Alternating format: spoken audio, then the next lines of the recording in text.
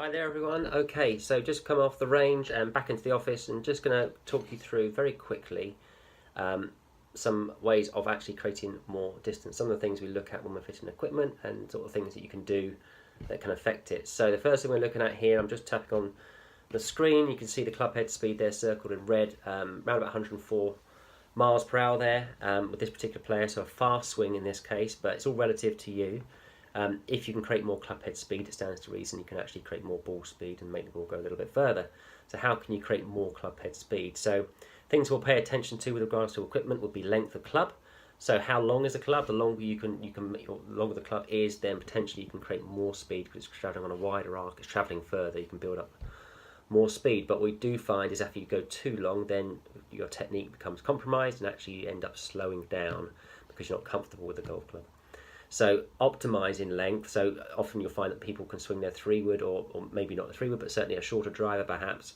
They can generate more speed with less length than they can with more. So it's a case of finding out what's right for you. But extra speed in will work. How else can you create more speed? Well, you could look at things like swing weight. If you make the swing weight lighter, you can create more speed. You don't want to go too light because then you might lose control. But you can generate more speed if the club head itself is lighter.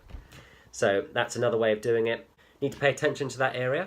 Then you can move on to the next thing is ball speed. Obviously, actually, that's the thing. If the ball's travelling faster, that is reality. And if you can make the ball travel every 1 mile per hour extra, you can generate 2 to 3 yards extra distance, given it being on a good trajectory. So in this case here, the ball speed was about 146 miles per hour. Very good. If you make a better connection, if you strike it more sweetly out of the centre of the club, obviously that will be a more efficient collision and the ball will actually come off more quickly. Technology plays a part. All the brands work very hard at making thinner faces, more elastic faces, which means the ball doesn't compress as much and the collision is more efficient, less energy is lost through heat and compression, and the ball takes off more quickly. And so that's important. The ball choice, depending on your ball speed, there'll be a ball that is optimized for you, or that will optimize ball speed for you.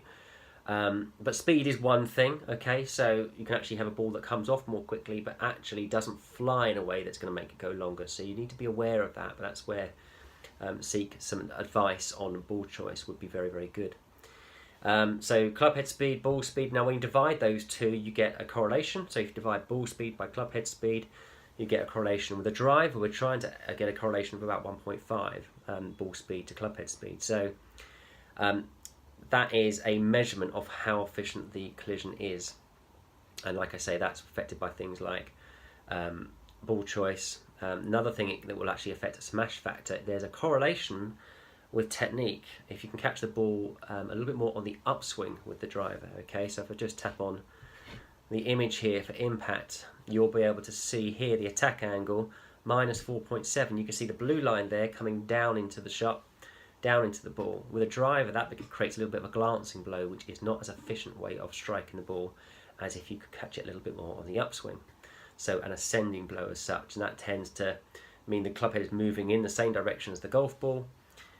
It's less of a glancing blow and usually yields a little bit more ball speed. So that's a good little tip there. It's not a dead easy thing just to suddenly catch it on the up. You need to know how to do that. So it's good to get some advice on your technique and have a look at that side of things. But that's a good little tip for creating more ball speed. And in line with that, the next numbers we're looking at are launch angle and spin rate. So launch is literally how high the ball took off in relation to the ground, and backspin is how many revs per minute the golf ball has on it as it's taken off. Some people don't realise you actually do have backspin on a driver. That gives it its lift. If you didn't have any, it would just knuckle down and hit the ground and run. But you need a certain amount of backspin to give the ball the aerodynamics required to make it carry. So if you're catching it on the downswing, like we know this player is, you might not be flighting the ball in the most distance orientated manner. In this particular case, the launch was 11 and the backspin was 2,300. So actually, these are good numbers for someone generating a lot of ball speed at about 146 miles per hour rather.